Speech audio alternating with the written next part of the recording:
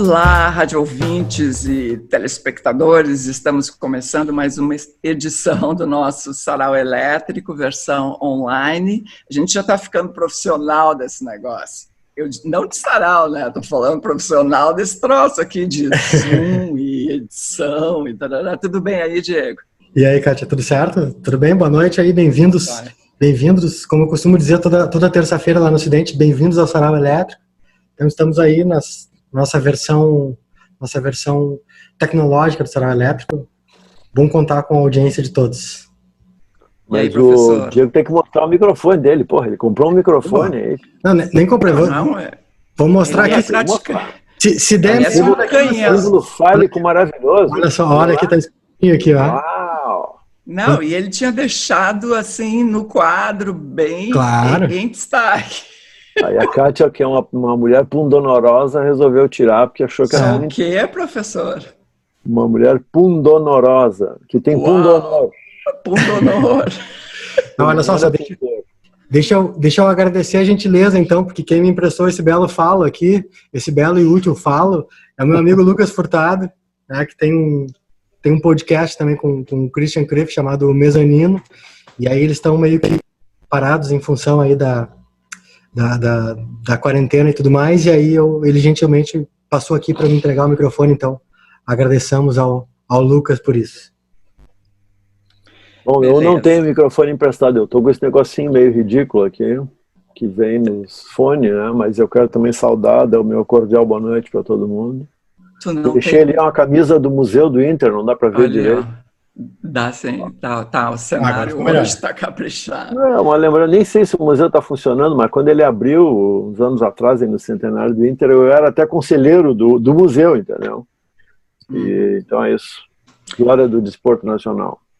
Então, mas tu não tem microfone, mas o teu filho tem uma guitarra emprestada, é isso? Guitarra do Frank Jorge, tu viu que coisa legal, né? Que legal! Foi assim, ó, o meu filho tem 13 anos, e aí ele pegou emprestado uma guitarra do tio dele, marido da minha mulher, marido da Júlia, Camilo.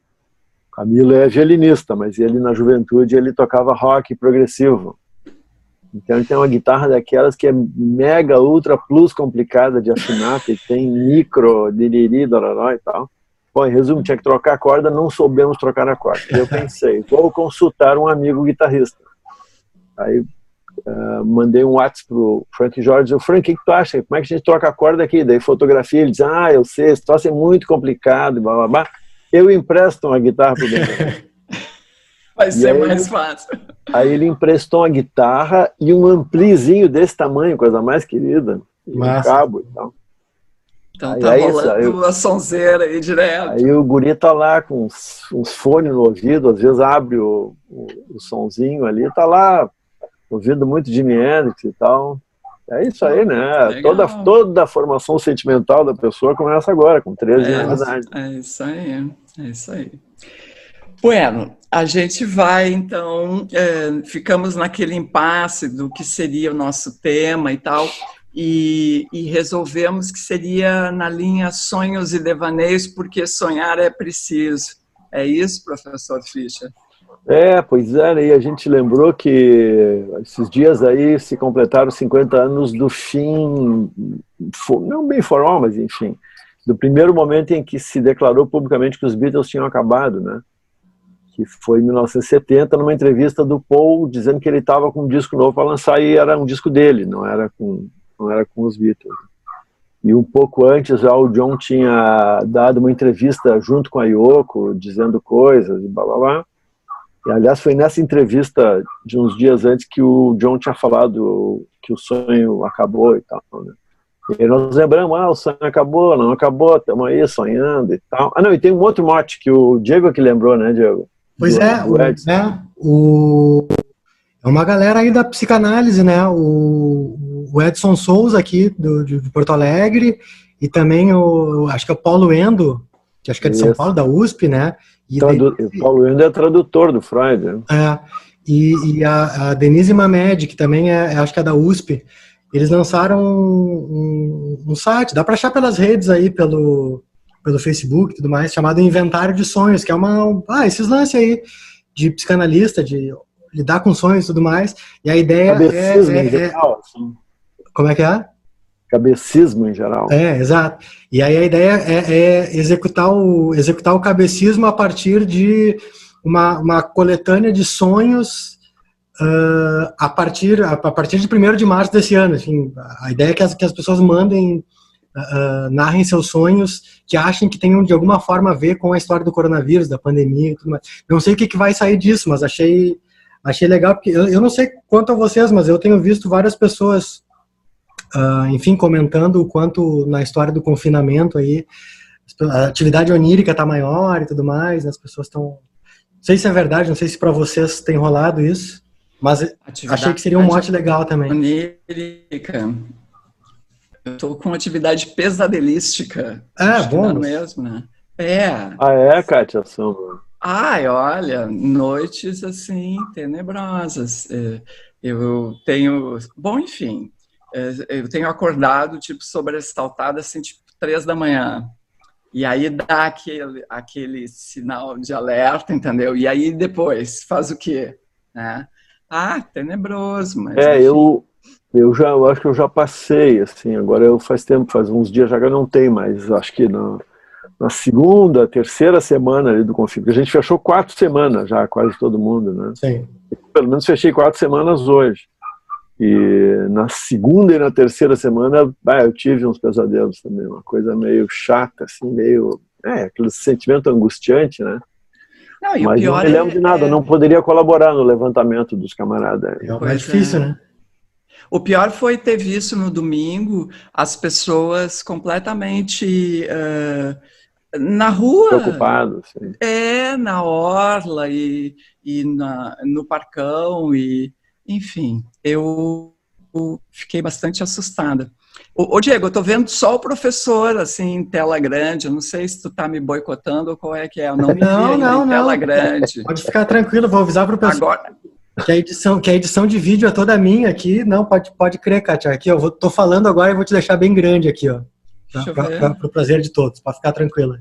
Olha aí, Kátia, mãe tá grandona. Mas eu não tô me vendo grandona. Bom, mas tá.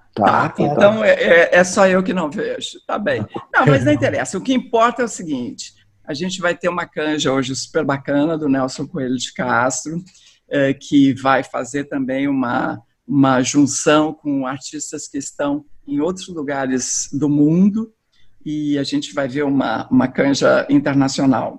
A gente vai ter também uma participação especial, mas eu conto na sequência. Professor, o que temos para o momento em matéria de sonhos e devaneios? Eu vou começar com uma coisa meio banal, assim, porque é o seguinte, morreu o Moraes Moreira, né? Morreu como todo mundo gostaria de morrer, eu acho, né? Morreu dormindo, pelo que dizem, né? Morreu do coração dormindo. Eu espero não morrer logo, mas quando eu morrer, se eu morrer, como diria o Roberto Marinho, se eu morrer, que seja assim, entendeu? E não tem como negar, né, que ele não especificamente, mas enfim, os Novos Baianos foram uma coisa muito encantadora na nossa adolescência, né, Kátia Sama? O Diego ainda era menino naquela época, quando a gente tinha nascido ainda, né? Mas enfim, a gente se divertiu muito com eles, e, enfim, era uma coisa muito, muito estimulante, né? E eu vou começar lembrando só a letra do Brasil Pandeiro, porque é uma música do Assis Valente. O Assis Valente é um cara lá da geração do Noel Rosa, que quando a gente era adolescente, nos anos 70, enfim, ele era simplesmente um não nome, ninguém sabia dele. Mesmo que todo mundo cante uma música dele, que é aquela marchinha de Natal, aquela, né? Eu pensei que todo mundo fosse filho de Papai Noel, que por sinal tem uma letra deprimente, né? A letra toda a música é toda alegrinha, assim, mas ele diz, né? Pensei que todo mundo fosse filho de Papai Noel, com certeza já morreu, ou então felicidade, não é. Então felicidade é brinquedo que não tem, né? Com certeza ele já morreu, ou então felicidade é brinquedo que não tem. É um negócio horrível, né? Mas essa Brasil Pandeiro, eu me lembro quando eu ouvi, de que legal, e era um samba lá dos anos, sei lá, 40, ou começo dos anos 50. E diz assim a letra, tô com ela aqui na tela. Chegou a hora dessa gente bronzeada mostrar seu valor. E essa frase voltou para a circulação, né? Todo mundo usa agora isso, é um lugar comum da língua, né? E é lá do Assis Valente. Assis Valente, que por sinal é nascido em Santo Amaro da Purificação, da mesma terra do Caetano Veloso. Chegou a hora dessa gente bronzeada mostrar seu valor. Eu fui à Penha, fui pedir a padroeira para me ajudar. Salve o Morro do Vintém, pendura a saia, eu quero ver o tio Sam tocar pandeiro para o mundo sambar. O tio Sam está querendo conhecer a nossa batucada. Anda dizendo que o molho da baiana melhorou seu prato. Vai entrar no cuscuz, acarajé e abará. Na Casa Branca já dançou a batucada de ioiô iaiá. Aí vem a convocação. Brasil, esquentai vossos pães. Bonito isso, né? Uma segunda do plural, assim, meio do nada. Brasil, esquentai vossos pandeiros, iluminai os terreiros que nós queremos sambar. Há quem sambe diferente noutras terras, noutra gente, num batuque de matar. Batucada, reuni vossos valores, pastorinhas e cantores, expressão que não tem par, ó meu Brasil, Brasil, esquentai vossos pandeiros, iluminai os terreiros que nós queremos sambar. É isso aí, uma pequena homenagem, então, ao recém-falecido Moraes Moreira. Isso aí. Tá aqui, ó, ele, aqui, ó. Acabou chorar. Grande Novos Baianos, grande Moraes Moreira. Vamos lá, então, Diego. Tá, vamos lá. Eu vou começar lendo aqui bem na coisa do sonho mesmo, sonho, não sonho um desejo para algum momento, mas sonho de dormir mesmo. Lendo um poema daquela poeta polonesa, cujo nome eu sou o único porto-alegrense capaz de pronunciar, a Wisława Szymborska. Eu vou repetir essa história, né? Eu sempre me só sei pronunciar. Agora, talvez eu consiga mostrar aqui, ó, nesse livro aqui, ó. Ele ensina aqui, ó, pronuncia-se mais ou menos assim, Wisława Szymborska. É só por isso que eu sei, não é para minha habilidade em polonês. Eu perdi a página. Enfim, vou começar com um poema dela, quando eu encontrar a página, aqui, intitulado Elogio dos Sonhos, que diz o seguinte: nos sonhos eu pinto como Vermeer van Delft. Falo grego fluente, e não só com os vivos. Dirijo um carro que me obedece. Tenho talento, escrevo grandes poemas. Escuto vozes, não menos que os mais veneráveis santos. Vocês se espantariam com minha performance ao piano.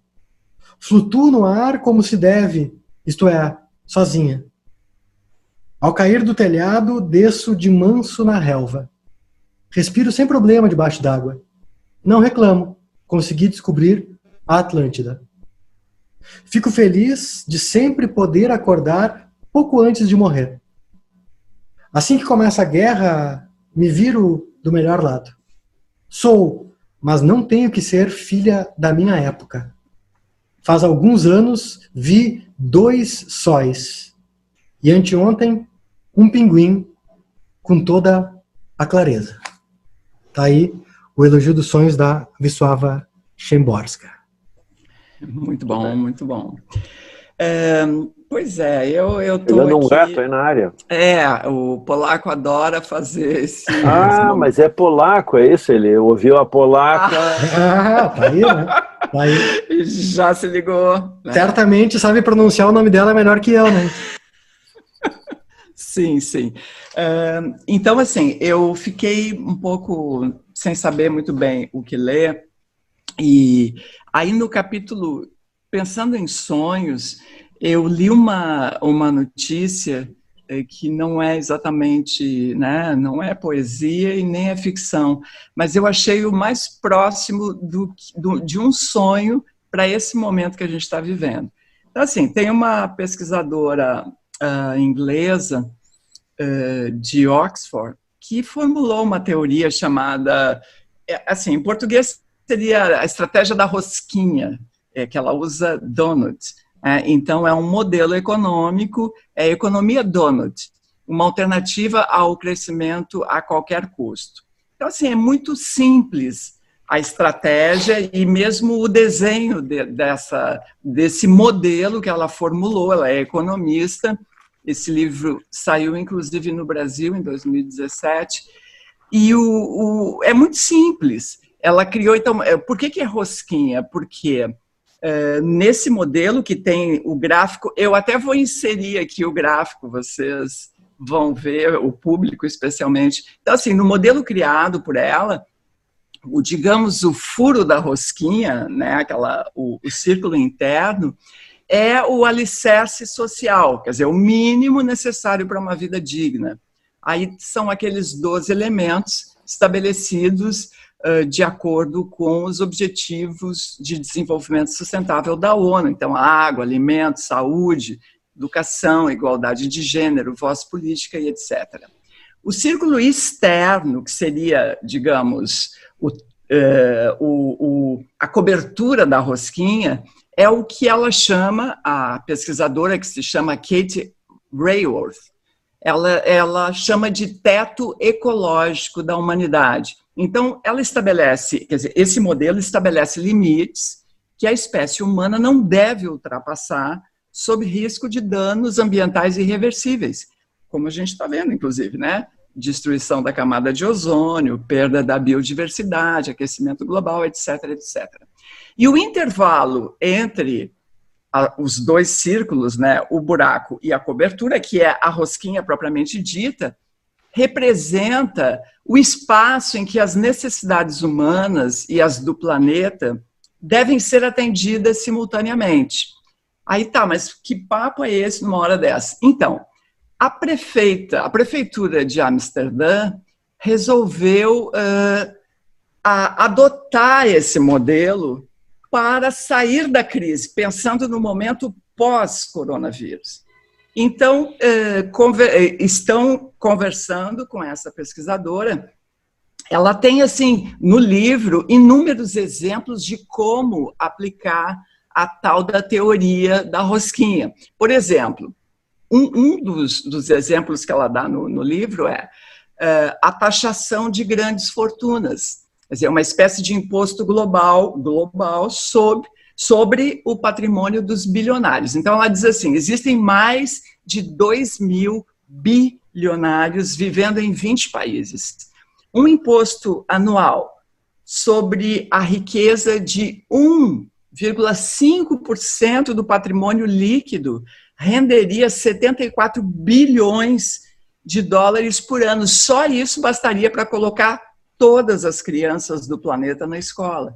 Então, assim, é uma coisa simples. Ela tem dezenas de exemplos. E aí, em Amsterdã, eles estão vendo como aplicar essa teoria, esse modelo, essa estratégia. Eles têm um problema lá de moradia, porque muita gente não consegue pagar, os imóveis são carésimos. Então, dentro de uma lógica, a lógica antiga, que é lucro a qualquer custo, libera para a construção civil, constrói mais, pronto, vai acabar com o déficit. Mas não é assim.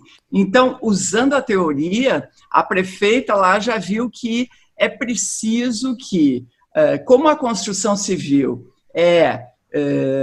e a importação de materiais e suprimentos são responsáveis por 62% do total de emissões, da poluição da capital holandesa, então a solução está num tipo de regulamentação que garanta que as construtoras usem materiais que possam ser reciclados e que tenham uma base biológica, entre outros fatores.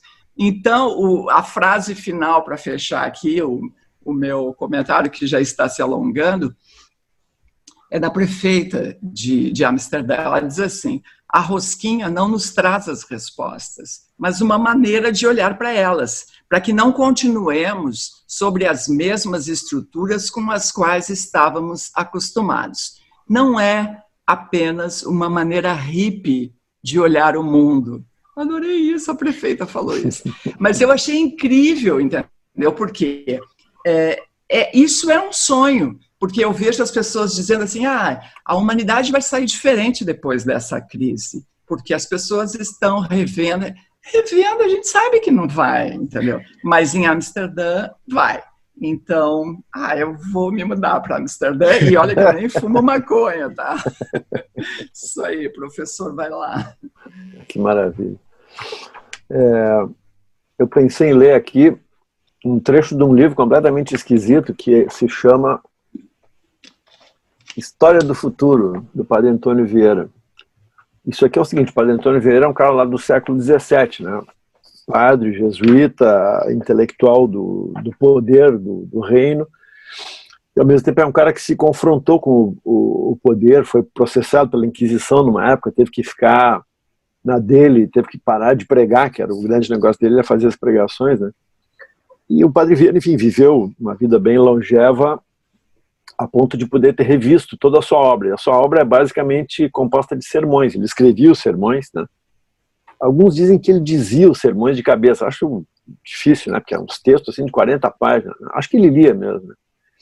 Enfim, era um cara muito hábil e tal, mas é um cara do mundo muito diferente do nosso, né? Para usar um exemplo, esse exemplo da Kátia é maravilhoso, esse da rosquinha, achei sensacional. Mas já que a gente está falando de sonho, né? O Padre Vieira é um cara anterior ao mundo do Freud, que é o nosso mundo, né? A grande revolução do Freud a respeito do sonho foi que ele, naquele livro chamado Interpretação dos Sonhos, que foi publicado em 1900, ele postula a ideia de que o sonho não é matéria para aqueles que até então eram os únicos que abordavam o sonho, a saber, padres ou ciganos, mais ou menos isso, né? Ou seja, gente religiosa e tal, que via nos sonhos uma profecia, enfim, uma antecipação do futuro, essa coisa toda. O Freud diz, não, o sonho é uma atividade do indivíduo, né? Diz respeito ao modo como cada um processa as suas coisas e tal, né? O sonho, depois ele vai dizer, é como se fosse uma fala do inconsciente, né? Parece uma vez tem uma pessoa que todos vocês conhecem, eu não vou dizer o nome aqui porque é uma coisa muito ridícula, para ela, um dia essa pessoa, uma mulher, ela me encontrou e disse assim, pô, tu nem sabe, eu sonhei que tu era gay. Aí eu disse, bom, tá bom, né?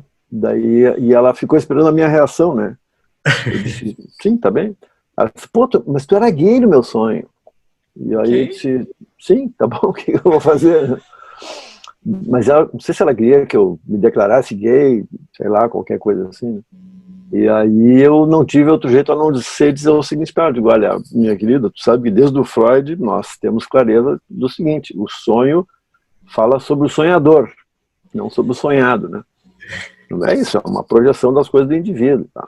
Mas enfim, não importa isso, eu estou falando mais porque essa história do Freud é interessante para dizer negativamente que o Padre Vieira é um cara daquele mundo anterior, em que o sonho era uma profecia, eles acreditavam que era. Então é isso, o Padre Vieira teve esse problema com a Inquisição porque ele fez profecias. E esse livro, chamado História do Futuro, é um livro que ele não publicou em vida, não está recolhido junto com os sermões, saiu depois da morte dele e tal, alguém juntou lá os manuscritos e tal. É um livro engraçadíssimo, assim, porque é ridículo, no fundo, né? Ele tenta interpretar o futuro, ele interpreta, na visão dele, está interpretando com segurança, né? Para dizer o que vai acontecer com base naquilo que a Bíblia diz e naquilo que um profeta lá do século XVI, né, o Bandarra, é 16, né, Diego? O Yannis Bandarra, enfim, que era um cara que fazia quadrinhas e tal, uma figura meio popular, assim.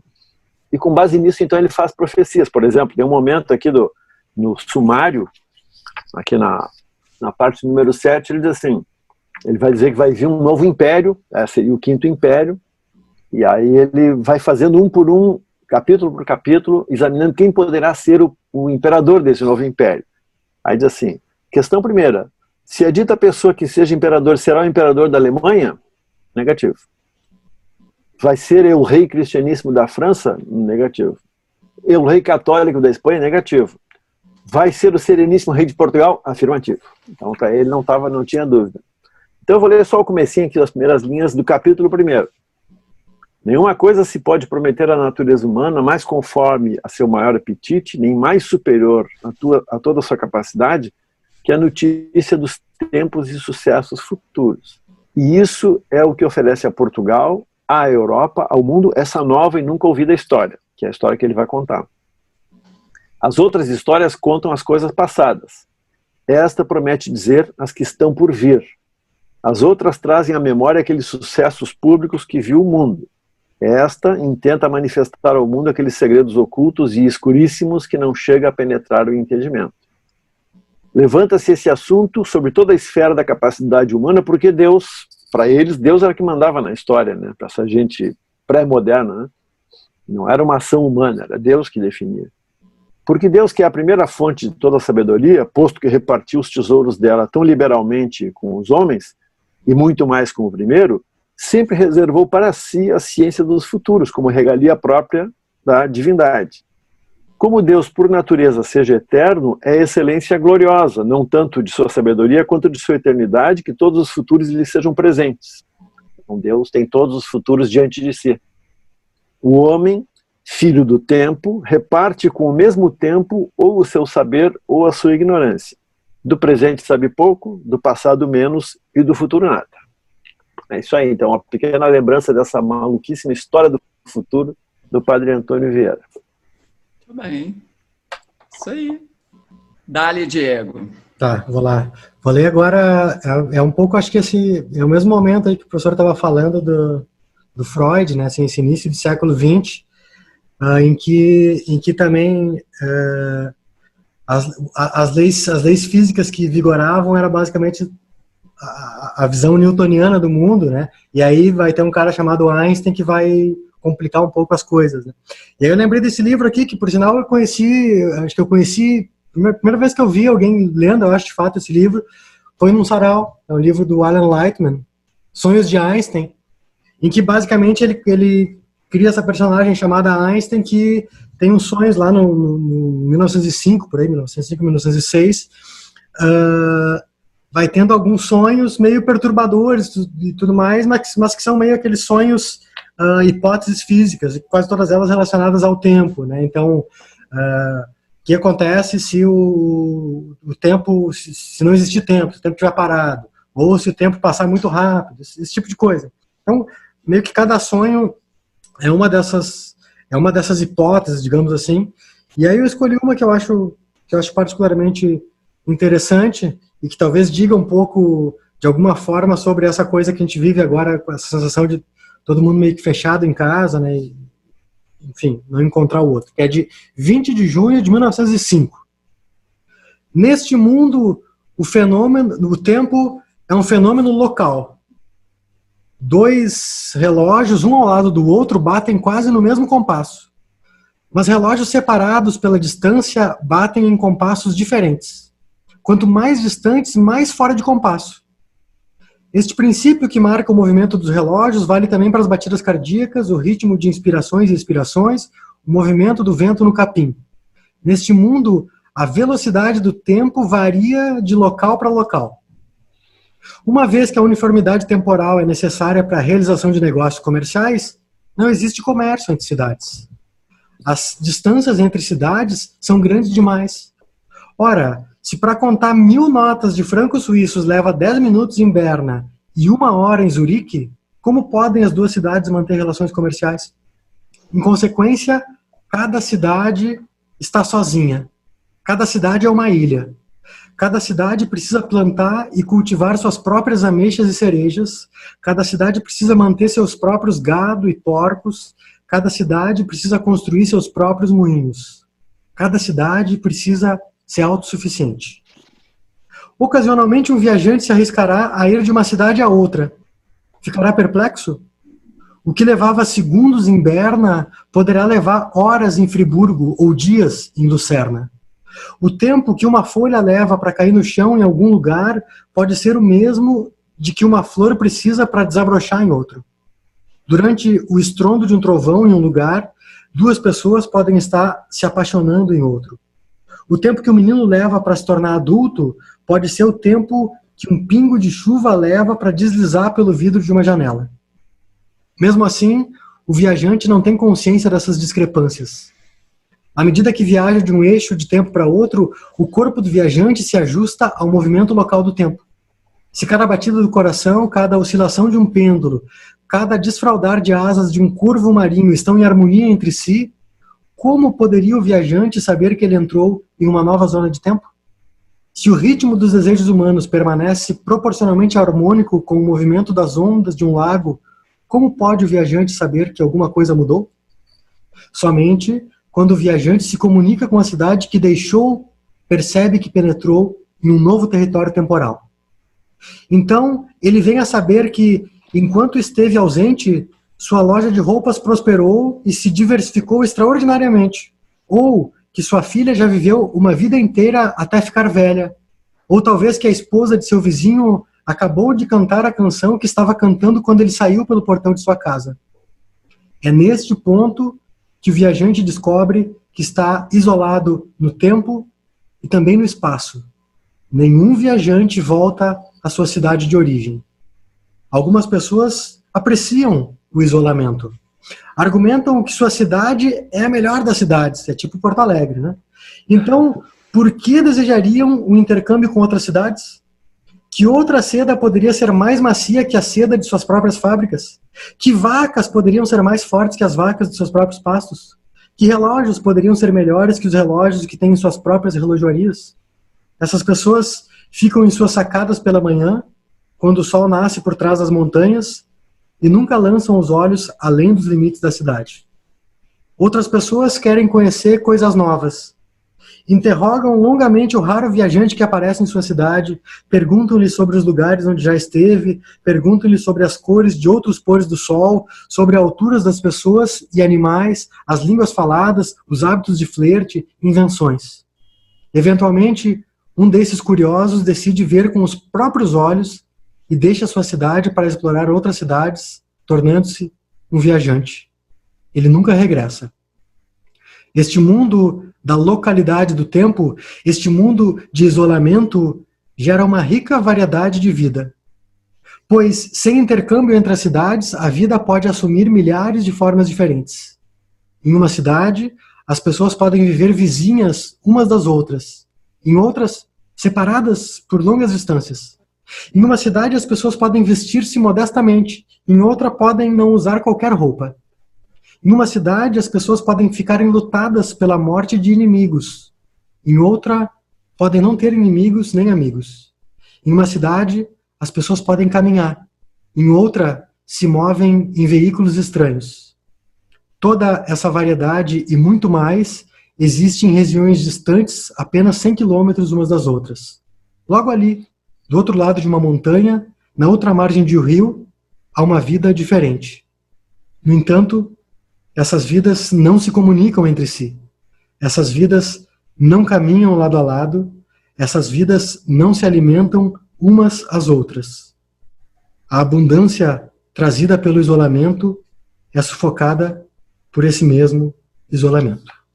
Aqui, Sonhos de Einstein, do Alan Lightman. Beleza. Eu queria, então, aproveitar a deixa para chamar aqui a participação especial da escritora Letícia Werschowski. Acontece o seguinte, essa coisa das redes, né, as pessoas estão fazendo um uso muito maior das redes. Então, o que acontece é que, enfim, há uma expressão maior, né? E a Letícia começou a contar histórias, que enfim, faz parte do métier dela, né? Essa coisa da fabulação, mas ela conta de uma maneira muito legal. Então, ela esses dias contou da Sherazade, né? Que ela virou a Sherazade do Instagram, assim, cada noite ela conta uma história. Então, ela contou uma história muito interessante de como surgiram os personagens o Frankenstein e o Drácula, ou o protótipo do que viria a ser o Drácula depois, mas foi a partir também de um momento de isolamento, porque houve um vulcão em erupção na Indonésia, que fez com que a Europa praticamente não tivesse sol no ano de 1816. Não teve sol, não teve verão. As pessoas ficaram isoladas, digamos, ficaram dentro de ambientes. E foi a partir daí que surgiram esses personagens que são clássicos, né, da literatura universal. Então, eu pedi licença a ela e peguei o vídeo do Instagram. Hoje eu tô aqui, tarde, né? Mas eu queria contar uma história para você sobre... É uma história que me assombra há muito tempo. E é uma história sobre o quanto o ruim, a tragédia, pode também gerar beleza e delicadeza e encanto. E é uma história que começa quando, em 1815, um vulcão na Indonésia entrou em erupção de maneira tão violenta que colocou no ar uma quantidade tão enorme de partículas que no verão de 1816 não teve céu azul na Europa. Era tudo tão nublado que não tinha sol. E um grupo de amigos se recolhe então a uma casa de veraneio na Europa, onde eles ficam isolados durante esse verão, pensando como vão passar esse tempo de um clima tão absurdo, tudo tão terrível. Claro que não tinha redes sociais e nem nada disso. E entre esses amigos está Mary Shelley, que foi a mulher que escreveu Frankenstein. E lá ela está com um grupo de amigos e eles se provocam da seguinte maneira: quem sabe a gente pega esse verão trágico e tenta transformar de alguma maneira em uma história. E eles então fazem uma seguinte aposta: quem conta a história mais assustadora para esse verão de 1816? E Lord Byron, que está lá junto, eu acho até que era o dono dessa casa, verão, onde os seus autores estavam isolados numa casa, onde não tinha céu azul, e era um verão de fim de mundo, tentando entregar alguma coisa que tivesse alguma potencialidade, uma energia, uma beleza, embora trágica, daquela situação que eles estavam vivendo. E até hoje, ninguém nem sabe dessa erupção desse vulcão, ninguém pensa sobre isso. Mas quantos de nós vemos o filme do Drácula, lemos o livro do Frankenstein e nos emocionamos até hoje? E já passaram mais de 200 anos disso. Então, gente, tudo tem a sua beleza. E tudo gera beleza e gera arte. É uma história que sempre me chama a atenção pelo fato de que eles estavam vivendo circunstâncias totalmente desagradáveis, inusitadas e tristes, e, no entanto, eles conseguiram contar duas das histórias que nos constroem hoje em dia, não é? Quem nunca leu, quem nunca pensou, quem nunca vivenciou um pouco do terror, da beleza de Drácula ou de Frankenstein, né? Com tudo que eles trazem de trágico, eles também nos constroem. Então, eu queria deixar essa história para vocês. Beijo. Então, essa foi a Letícia Verchovski, e agora segue o professor. Aliás, sigam a Letícia no Instagram, porque toda noite tem uma história. Vai lá, professor. Sabe que eu sou testemunha quando a Letícia tinha publicado o primeiro livro dela, que era um romance, me esqueço até o nome. Ela não tinha feito ainda o sucesso e tal, né? Eu fui com ela uma vez a Pelotas, numa feira do livro lá. E fomos lado a lado no ônibus, assim, conversando e tal. Cara, ela me contou 2 enredos de romance, mas uma coisa, assim, delirante. E ela não perdia o pé nunca, assim, contava. Pô, tinha um troço que era num Império Inca. Não, Maia, eu acho lá no México, lá. Mas uma coisa, assim, tinha um príncipe. Eu achei fabuloso. Eu digo, pô, escreve esse troço aí, por quê? Ela realmente gosta de contar a história. Né? Eu me lembrei, a primeira coisa que eu me lembrei quando nós falamos de sonho, na verdade, foi desta maravilha aqui. O Apanhador no Campo de Centeio. E é uma cena que, na verdade, não é bem um sonho, mas é mais ou menos isso. É o que justifica o nome do livro. O livro, para nós, é esquisito. Né? Em inglês, ele faz mais sentido, porque tem o catcher. O catcher é o cara que agarra a bola no jogo de beisebol. Aquele jogo que não faz sentido, mas que os americanos, os cubanos, os venezuelanos adoram, né? Que tem um cara que joga a bola, tem outro que fica com o taco e um que agarra a bola. Acho que é isso, né? Ou será que o agarrador é... Não, o agarrador é aquela que pega a rebatida. O cara dá aquela pancada com o taco e o outro lá adiante agarra, o catcher. O catcher é o cara que não deixa a bola sair, né? Enfim, não importa muito isso, mas o catcher é o cara que agarra a bola. E aí o nome do livro é The Catcher in the Rye, em inglês, que é isso, o apanhador no campo de centeio, literalmente é isso. Bom, a história de um cara começa, é um garotão que tem, sei lá, 15 anos e tá... ele diz assim de maneira muito delicada que ele está internado. Teve um pico de estresse e está internado, e ali ele rememora a vida dele. Então ele estava numa escola interna, aí ele foi expulso desse colégio, aí ele volta para a família que mora em Nova York, só que ele volta, mas não volta direto. E, enfim, tem uma relação difícil, tem um irmão falecido no horizonte dele, tem uma irmãzinha pequenininha que é a Phoebe. Aí tem uma cena agora que é a seguinte, ele tem um momento que ele entra no quarto da Phoebe, e aí diz assim, eu vou ler essa passagem que eu acho linda. Não sei muito bem se a danada da Phoebe entendeu o que eu estava dizendo. Ela é muito criança e tudo, mas pelo menos estava escutando. Se uma pessoa pelo menos presta atenção, aí não é tão ruim. Papai vai te matar, disse a Phoebe para ele. Né? Mas eu nem estava ouvindo, estava pensando no troço, uma coisa malucada.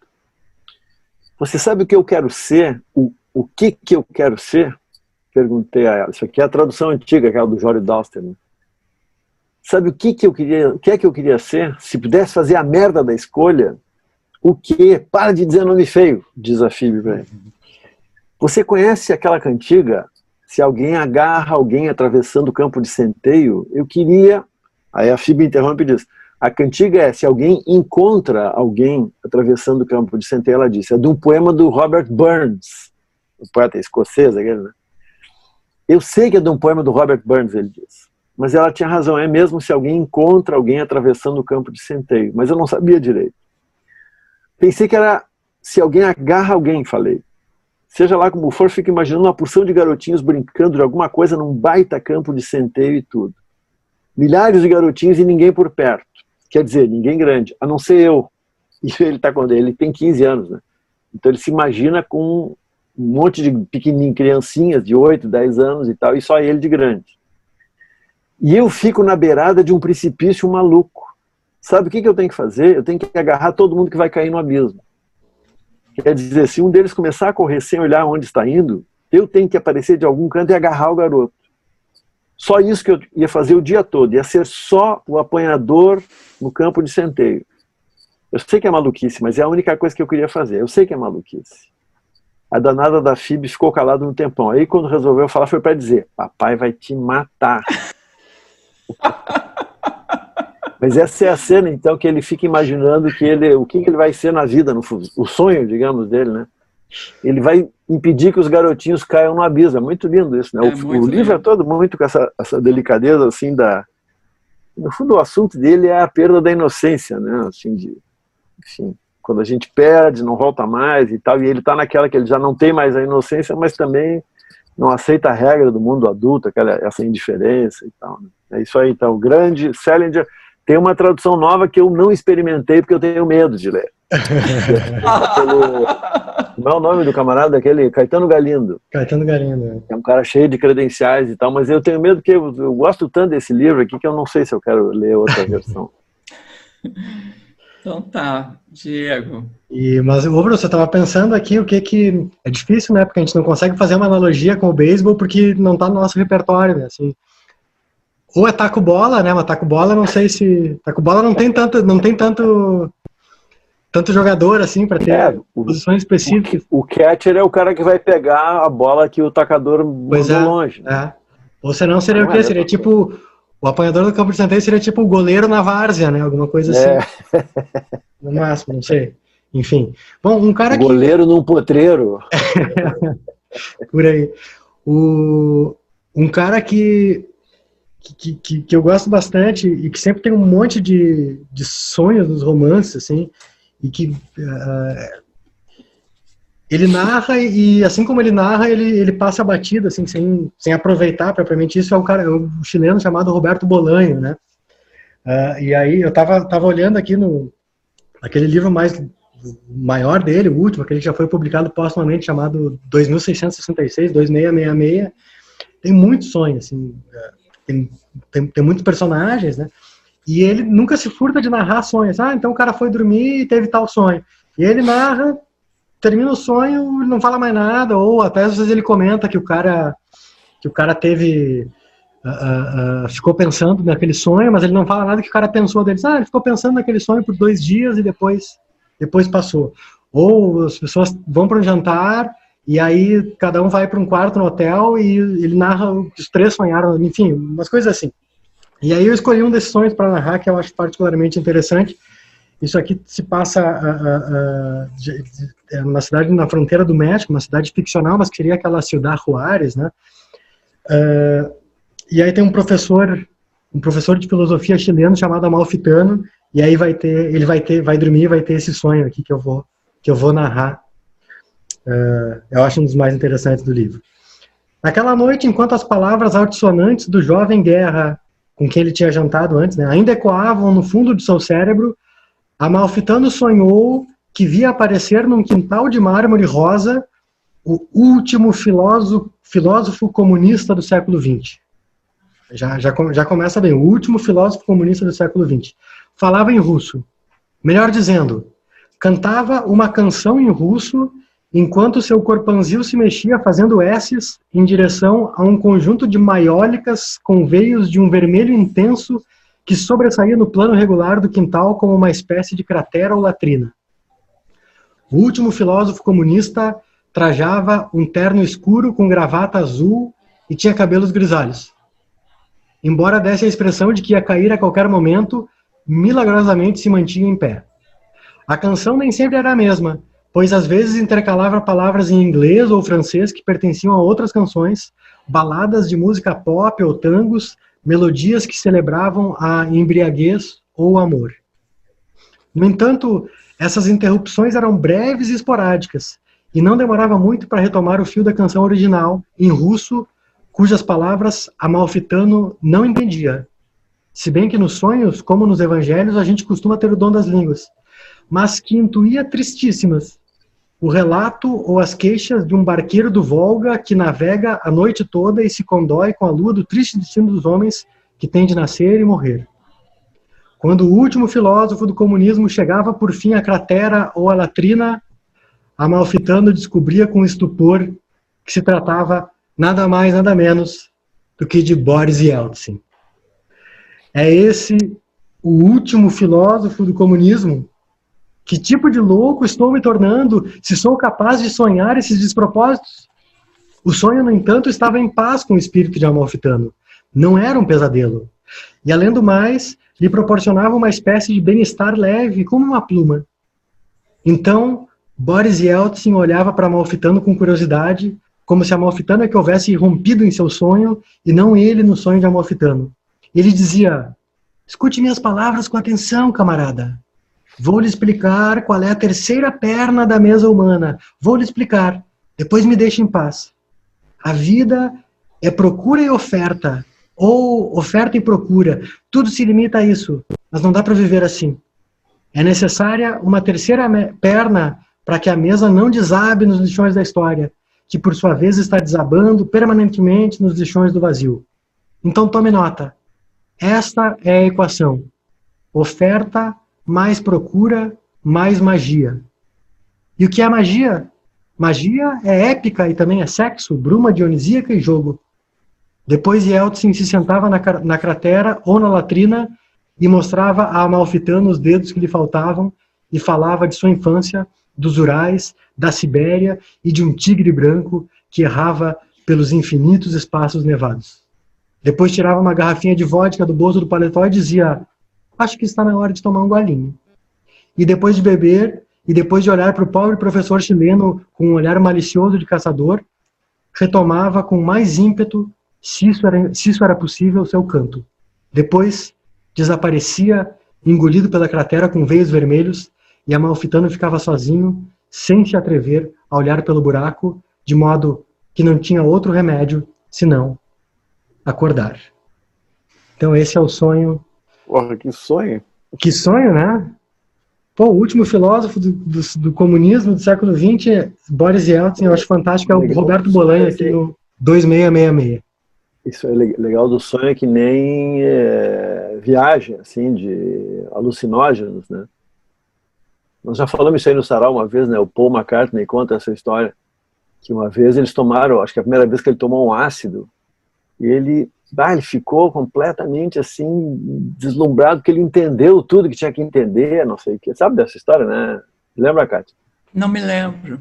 Não, e aí o cara disse: anota aí que eu entendi o que é. Anota Agora aí. Eu entendi.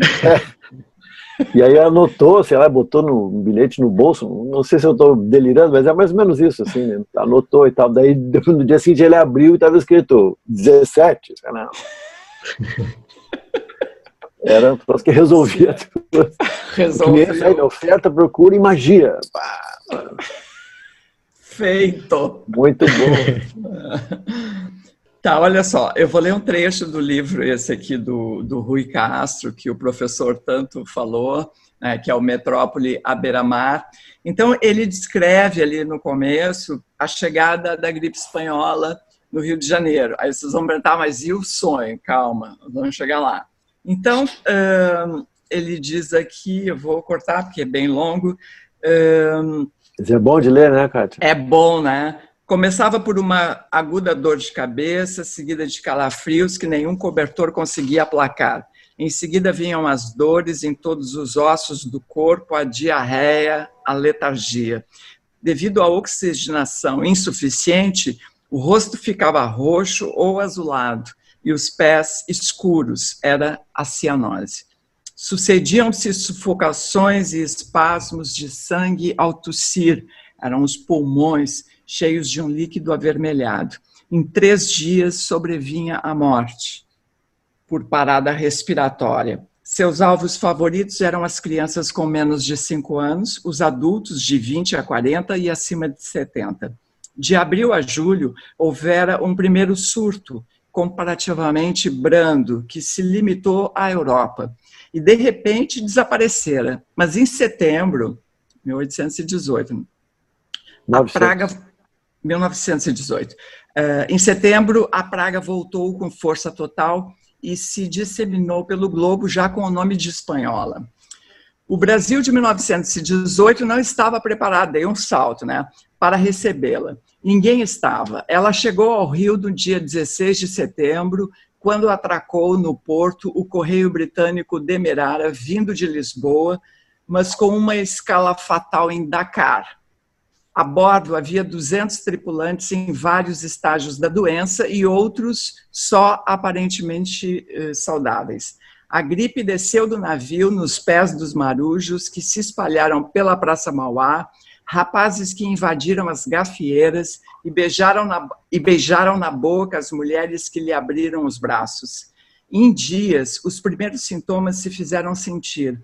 As pessoas começaram a passar mal, a cair doentes e a morrer em questão de horas. O alerta demorou a ser dado. Numa cultura em que o quinino era visto, até pelos médicos, como um santo remédio, o povo depositou suas esperanças em destronca-peitos, purgantes e preparados à base de alfazema, limão, coco, cebola, vinho do Porto e etc., o que naturalmente não adiantou absolutamente nada. Uma instituição fornecia canja de galinha contra a gripe. Um laboratório saiu-se com um remédio homeopático, gripina. A própria Bayer passou a oferecer a aspirina fenacetina, anunciada como tiriqueda contra a influenza.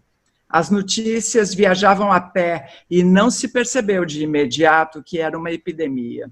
No começo, o carioca ainda brincou, atribuindo a doença a uma arma secreta dos alemães embutida nas salsichas. Mas, quando se descobriu que o número de mortes no Rio estava chegando a centenas por dia, viu-se que não havia motivo para rir. Outras cidades litorâneas brasileiras seriam muito atingidas, como Recife, Salvador e Santos, mas nenhuma com a intensidade do Rio de Janeiro. Eu vou dar uma pulada lá para o final. Os doentes eram tantos que muitas atividades básicas sofreram por não haver quem as desempenhasse. Vender comida, transportar produtos, aplicar injeção. Sem as telefonistas para lhes dar linha, os telefones ficaram mudos e veio a inflação. Um ovo passou a custar o preço de uma galinha, um pão o de uma cesta inteira. Quando a falta de leite, carne e ovos ficou geral, começaram os saques nos armazéns e açougues. As pessoas desesperadas e tossindo depenavam os estabelecimentos. A polícia passou a garantir que em cada bairro uma farmácia e uma padaria se mantivessem abertas. Era o máximo que se podia querer. Segundo o médico Miguel Couto, 600 mil habitantes foram contagiados, mais da metade da população do Rio de Janeiro. Foi um milagre que só uma fração tenha morrido. De repente, em fins de outubro, 15 mil mortes depois, a espanhola pareceu amainar. Os infectados se recuperavam, os doentes pararam de morrer. Aos poucos, as portas das casas começaram a se abrir, a cidade voltava à vida. Os caixeiros reapareceram atrás dos balcões, o comércio retomou seu movimento e o dinheiro inútil diante da morte, recuperou seu antigo valor. Os teatros reabriram e tinham agora filas nas portas. Os navios voltaram a parar no Rio de Janeiro. Das janelas ouviam-se tímidos sons de pianos. Algumas moças saíram às ruas. Assim como surgira, a gripe fora embora. Não por alguma poção ou magia, mas porque as pessoas haviam ficado imunes. Então está aqui um trechinho do Metrópole à beira-mar, do Rui Castro. É isso. O sonho é esse. Acaba. Sem querer ser muito urubu, mas é mais ou menos o que vai acontecer conosco agora, né? É. Sim. Só vai acabar quando a gente estiver imunizado, né, massivamente. Né? Massivamente, mas eu estou cada vez mais cabreiro, assim, eu não quero sair nem para... Eu não sei como é que vocês estão fazendo. Nem para receber um elogio no Zafari. Não. Agora é o seguinte, ó, Zafari, assim, ó, eu já estou pensando em fazer tudo por teleentrega, ou comprar online. Ai, começou a me bater um pavor, assim, que, enfim. Vocês fazem compras no supermercado? Eu sim, a única coisa que eu só saio de casa para ir no super, assim. E tu, professor? Eu não, a Júlia que vai fazer sempre as compras no super, né? Uhum. A Júlia é sub-60, né? Então Certo. Mas sabe que eu, ouvindo várias recomendações, inclusive falando com um primo meu, que é pneumologista e tal, sobre caminhar na rua, né? Uhum. E ele disse, eu li bastante ontem também, li na Folha e tal, os caras dizem isso, tu pode caminhar na rua, não muito longe de casa, durante uns 30 minutos, sem caminhar com ninguém do lado, em um lugar de pouco movimento. Esse é que é o básico. Então, umas 2 ou 3 vezes por semana eu caminho aqui perto de casa, tem uma rua super... Hoje de manhã eu caminhei, por exemplo, meia hora, não cruzei com nenhuma alma. Assim. Então, um cara lá adiante, assim, saindo de uma casa...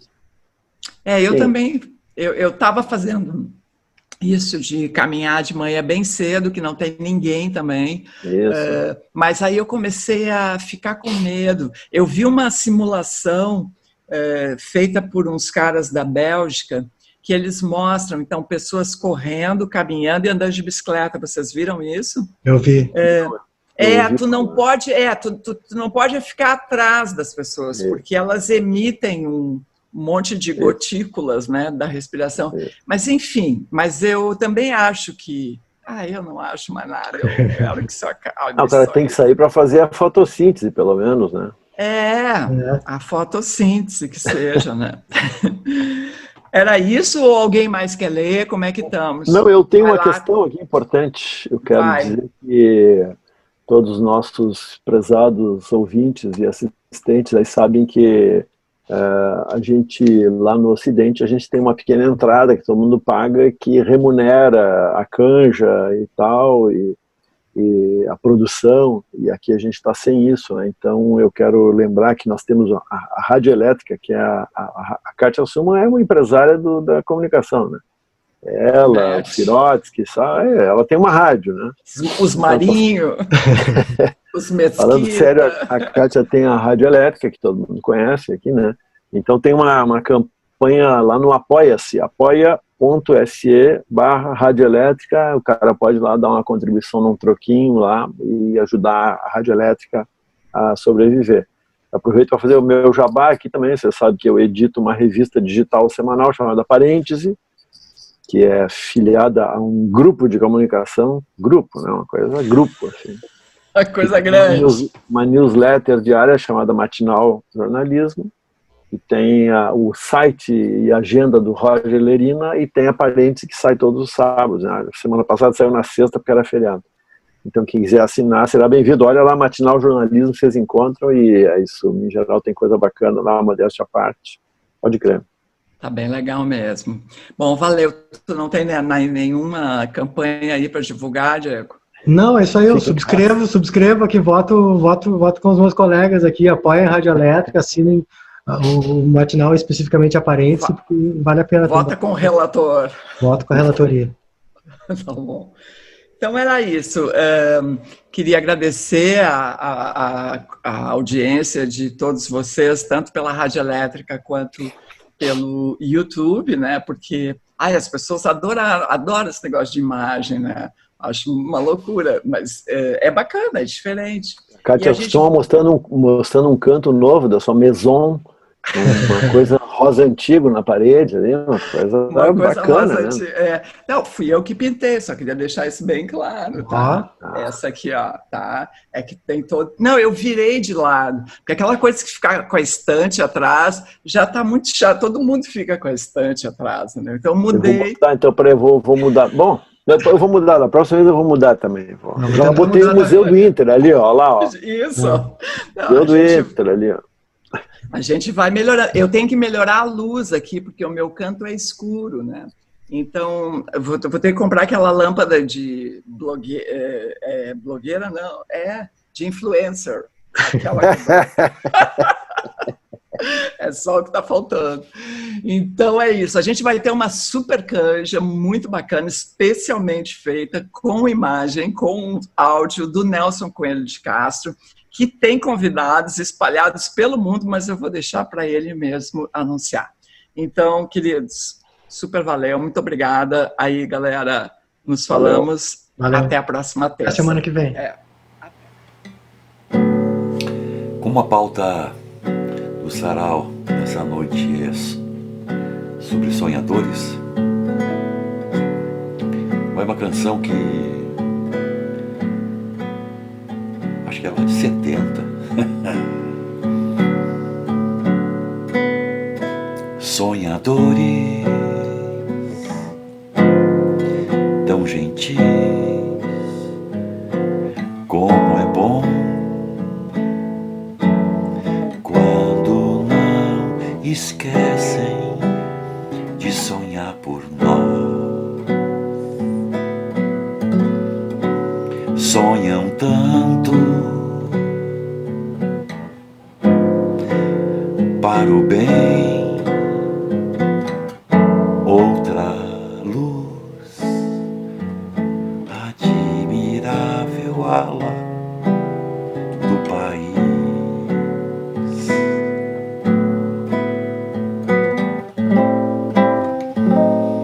Acho assim, não é mais segredo que eles vão mudar o rumo, mas não vai ter mais sossego. Todo aquele que não quis sonhadores tão gentis, como é bom quando não esquecem de sonhar por nós. Sonham tanto para o bem, outra cruz admirável ala do país.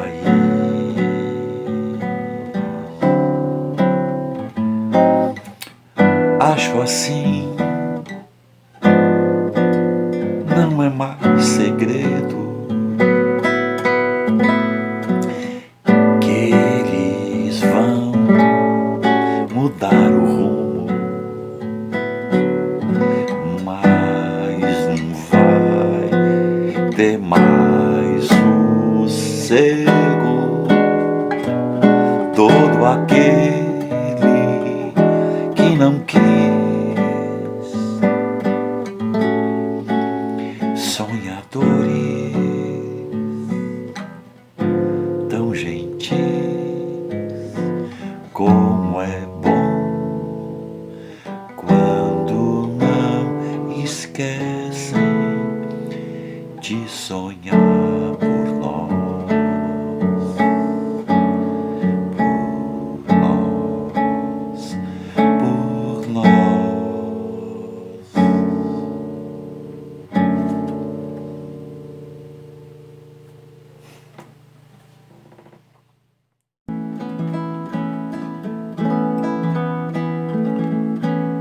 em casa? Vamos vadiar um pouquinho? Vim vadiar, vadia, meu Deus. Vim vadiar, vadia, meu Deus. Vim vadiar, vadia, meu Deus. Vim vadiar, vadia, meu Deus. Bonito é ter um amigo, bonito é ter um amor, bonito é ter um amigo, ter muito amigo para o bolor. Esquina valia bonita, vadiava o meu coração. A gente ficava na esquina, a vida infinita, os pés no chão. Depois daquela coisinha do samba, batida do som, malandro tinha cada neguinho, tribom, tribom, ai, ai, tribom, ai, ai, tribom, ai, ai, tribom, ai, ai, eu vim vadiar, vadia, meu Deus. Vim vadiar, vadia, meu Deus. Vim vadiar, vadia, meu Deus, eu vim. Também que pra vadiar preciso estar junto dos meus. Me empresta? Eu nunca tive bicicleta. Sempre tava na esquina ali e pedia uma volta, só uma volta. Aí o faixa emprestava ou não. Bicicleta torpedo. Uma vez então, um amigo nosso ganhou uma bicicleta novinha de Natal. Guidou um aviãozinho. Espelho, 2 espelhos. E marcha, tinha marcha. Eu cheguei pro Zé Luiz e disse: me empresta tua bicicleta, só vou dar uma banda. Eu morava na Honório Silveira Dias, que é uma ladeira, e me fui, lomba abaixo. Me fui. Quando eu vi, eu tava lá no aeroporto. Quando eu voltei, bem depois, tava o pai do Zé Luiz, a avó do Zé Luiz, a mãe do Zé Luiz me esperando. Me empresta tua bicicleta, vou dar uma banda dali. E a gente nunca mais voltava dali. Eu vim vadiar, vadia, meu Deus. Vim vadiar, vadia, meu Deus. Vim vadiar, vadia, meu Deus. Depois que passar a quarentena, passar o túnel, a névoa, também pra vadiar é preciso estar junto dos meus.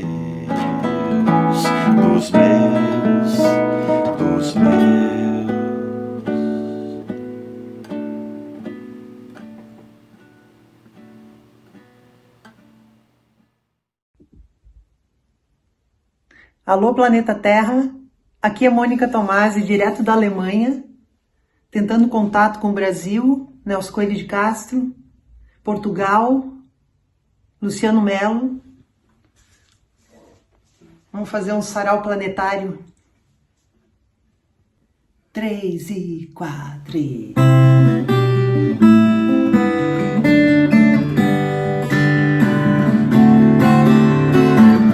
Lá vem o sol, lá vem o sol, eu já sei, tá legal.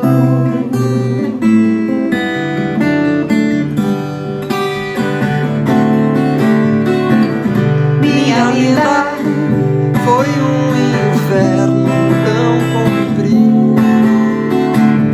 Minha linda, fazerás que você parte. Lá vem o sol, lá vem o sol, eu já sei, tá legal.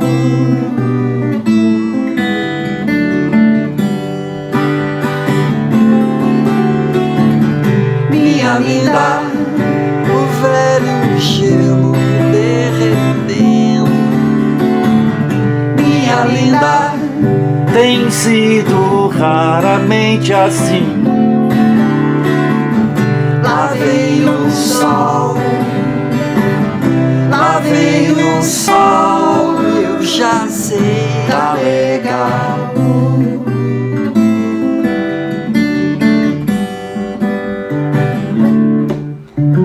Sol, sol, sol. Sol, sol, sol. Sol, sol, sol. Sol, sol, sol.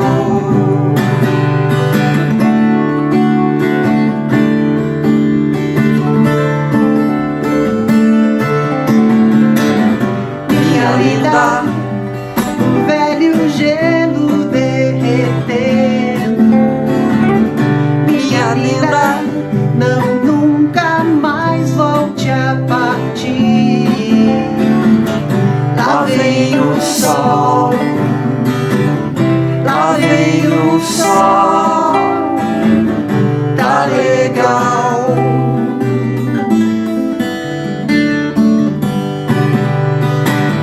Lá vem o sol, Lá vem o sol, lá vem o sol, tá legal. Tá legal.